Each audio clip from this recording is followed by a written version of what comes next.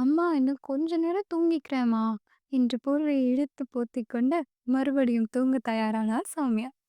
அடே எந்திரி, மணி 11, இன்னும் என்ன தூக்க வேண்டி கிடக்க என்று கோபத்தில் எழுப்பிக் கொண்டிருந்தார் சௌமியாவின் அம்மா லக்ஷ்மி. இப்போ ஒரு சின்ன அறிமுகம் நம்ம கதாநாயகி பற்றி.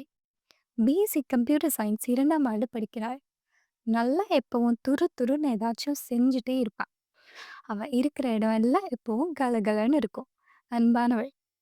அவள் அம்மா லக்ஷ்மி, அப்பா ரவி, அக்கா காவ்யா, தம்பி சங்கர், தங்கச்சி ரம்யா. அப்பா ரவி அரசு அதிகாரி, நல்ல சம்பளம், நிறைய பரம்பரை சுத்தம் இருந்தனால காசுக்கெல்லாம் பஞ்சமே இல்லை. வசதியான குடும்பம். சாமியா தான் செல்ல பொண்ணு அவங்க வீட்டில். அவள் என்ன கேட்டாலும் உடனே நிறைவேறி கொடுக்குற அப்பா. ரொம்ப சந்தோஷமா போய்கிட்டு இருந்தது அவங்களோட வாழ்க்கை. இப்படியே எப்போ ஒற்றுமையா சந்தோஷமா இருந்துட முடியுமா என்ன? அவங்க வாழ்க்கையில அமைதியை கலைக்கிற மாதிரி எதுவும் புயல் வீச போகுதான்னு பொறுத்திருந்து பார்ப்போம்.